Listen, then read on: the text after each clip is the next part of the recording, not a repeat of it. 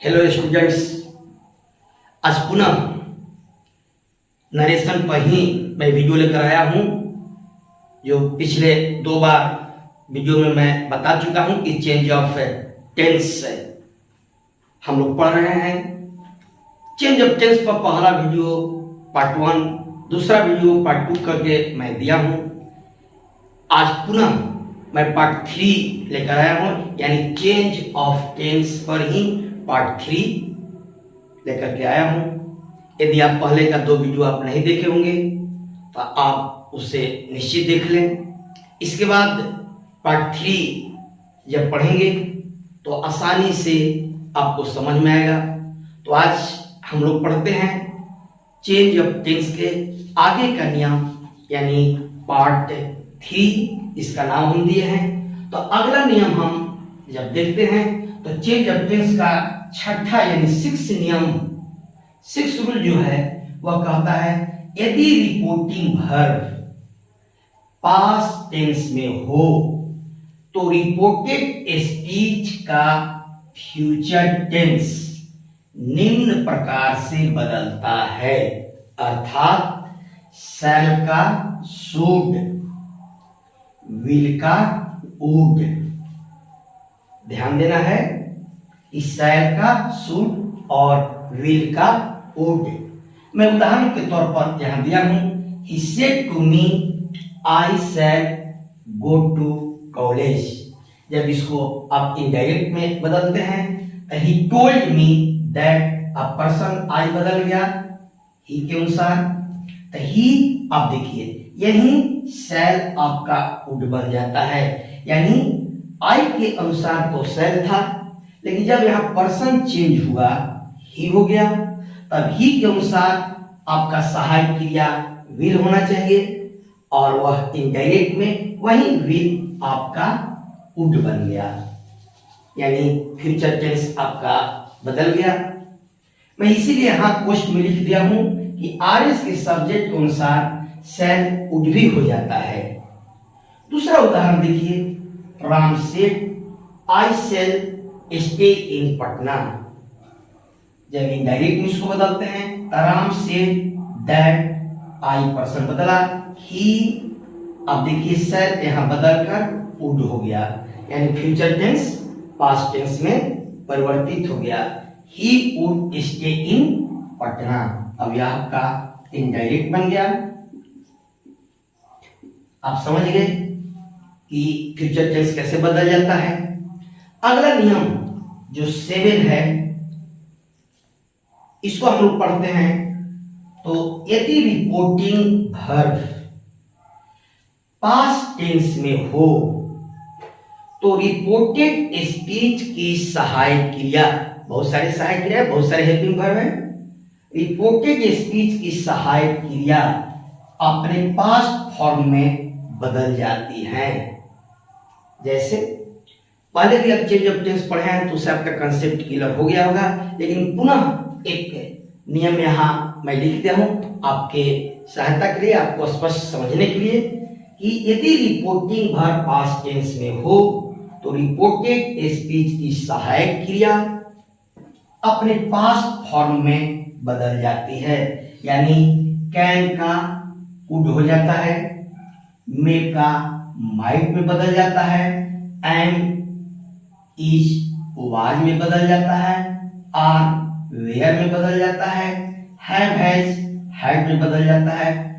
Was और where ध्यान देना है, वाज और वेयर जब इनडायरेक्ट में बदलेगा तो यह हैड बीन हो जाता है, यानी यह हैड बीन में बदल जाता है।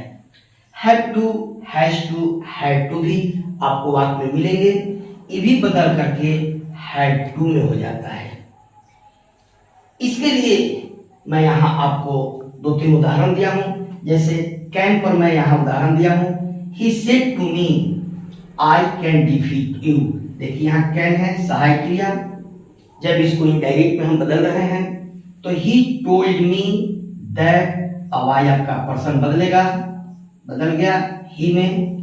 अब कहता है कैन कुड में बदल जाता है, यह अब कैन यहाँ कुड में बदल गया। फिर आगे डिफीट और यू आपका बदल गया मी के अनुसार, तो आपका बन गया ही told me that he could defeat me, indirect हो गया।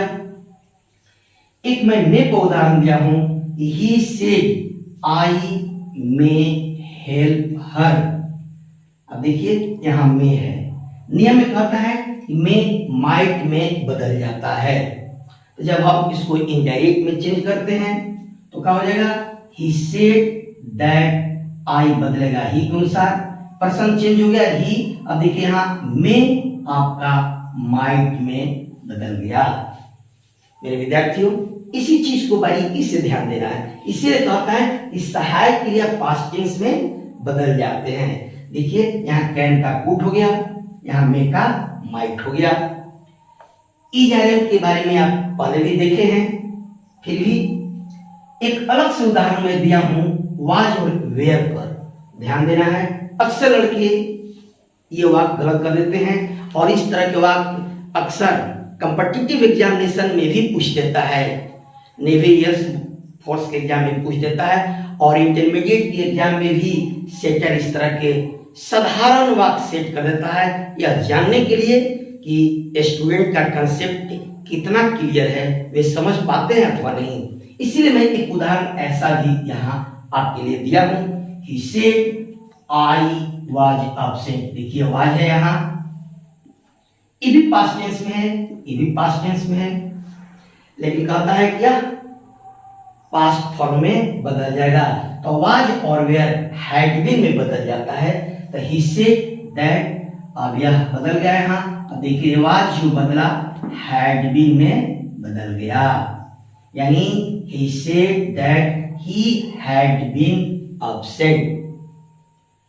आगे का नियम है, एक नियम, यदि रिपोर्टिंग वर्ब पास्ट टेंस में हो और रिपोर्टेड स्पीच का सहायक क्रिया वुड हो, शुड हो, कुड हो, माइट हो, आउट टू हो।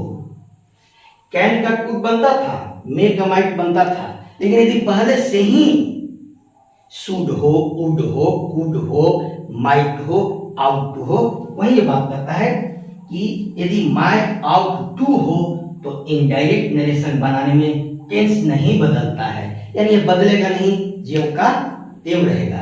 इस उदाहरण के तौर पर देखिए, the teacher said to a student you ought to obey your parents. देखिए डायरेक्ट में है, यहाँ आउट टू है, इसी चीज को हम समझाने का प्रयास कर रहा हूं कि the teacher told a student that, अब पर्सन बदला, पर्सन को अनुसार ही हो गया।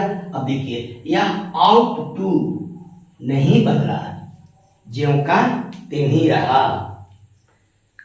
Out to obey his parents. देखिए जैसे यहां रहा उसी तरह से इनडायरेक्ट में भी रहा, नहीं बदला। उसी तरह से एक और उदाहरण देखिए, Sohan said I should go there. देखिए यहां भी शुड है, नियम में कहता है कि यदि शुड है तो नहीं बदलेगा, तो Sohan said that he should go there. देखिए यहां शुड नहीं बदला, यानी शैल का शुड होता था, विल का वुड होता था, कैन का कुड होता था, मे का माइट होता था, लेकिन यदि पहले से ही आपका सहायक क्रिया वुड हो, शुड हो, कुड हो, माइट हो, आउट टू हो, यह नहीं बदलता है। नेक्स्ट नियम जो 9 है, इस पर थोड़ा सा ध्यान देना है, समझना है। कभी कभी इस तरह के वाक्य पूछे जाते हैं, आपको कंफ्यूजन हो जाएगा, इसीलिए मैं इस नियम को स्पष्ट यहाँ उल्लेख किया हूं, समझाने का प्रयास कर रहा हूं आपको। आप देखिए, यदि रिपोर्टिंग वर्ब पास्ट टेंस में हो और रिपोर्टेड स्पीच में दो कार्य एक ही समय में, दो कार्य एक ही समय में हो रहे हैं, या रिपोर्टेड स्पीच में कोई कल्पना या असंभव सेंस वाला वाक्य आ जाए, तो पास्ट इंडेफिनिट या पास्ट कंटिन्यूअस टेंस नहीं बदलता है। बढ़िया से समझिए, कहता है कि रिपोर्टेड स्पीच में दो कार्य एक ही साथ हो रहा हो तब पर भी टेंस नहीं बदलेगा। और यदि रिपोर्टेड स्पीच का वाक्य यदि कोई कल्पना या असंभव का सेंस व्यक्त करता हो तब पर भी टेंस आपका नहीं बदलता है, वह ज्यों का त्यों ही हो जाता है। उदाहरण के तौर पर देखिए, दो कार्य एक साथ हो रहा है, उसके लिए मैं दिया हूं, जैसे he said Ram was singing while Mohan was sleeping. देखिए दो वाक्य है, राम वाज सिंगिंग, राम गा रहा था जब मोहन सो रहा था। दोनों कार्य ऐसा लग रहा है कि एक ही साथ हो रहा है, ऐसी स्थिति में इसका टेंस नहीं बदलेगा। यानी he said that Ram was, देखिए नहीं बदला, यहाँ भी बाज रहा, यहाँ भी बाज, सिंगिंग व्हाइल, देखिए यहाँ भी बाज है, यहाँ भी बाज रहेगा, यानी इनडायरेक्ट नरेशन बदलने में यह नहीं बदला। फिर कोई कल्पना का एक उदाहरण हम यहाँ दिए हैं, जैसे he said to me if I were a bird I would fly in the sky। कहने का मतलब कि अगर मैं पक्षी होता तो आकाश में उड़ता। ये पूरी कल्पना है, संभव होने वाला नहीं है। वैसी स्थिति में भी इसका टेंस नहीं बदलता है। तो इनडायरेक्ट नेशन जब हम चेंज करेंगे तो he told me that if, अब देखिए पर्सन बदलेगा, पर्सन बदलेगा, टेंस नहीं बदलेगा। तो देखिए आई का ही पर्सन बदला, लेकिन आपका टेंस ज्यों का त्यों रहा, वेयर यहां भी रहा, वेयर यहां भी रहा। यानी he told me that if he were a bird he would fly in the sky. मेरे विद्यार्थियों, ये जो सारे नियम हैं आप बारीकी से इस वीडियो को शुरू से अंत तक देखिएगा, बार बार इसको देखने का प्रयास कीजिएगा, समझने का प्रयास कीजिएगा। अभी भी चेंज ऑफ टेंस में कुछ नियम हैं जिसको मैं अगले वीडियो में लेकर के आऊंगा। यदि आप मेरा चैनल को सब्सक्राइब नहीं किए हैं तो आपसे रिक्वेस्ट है, आपसे निवेदन है कि मेरे चैनल को सब्सक्राइब कीजिए, मेरे वीडियो को शुरू से अंत तक देखिए, लाइक कीजिए, शेयर कीजिए और हमें कुछ सुझाव जरूर दीजिए। तब तक आप सभी विद्यार्थियों को मेरा नमस्कार।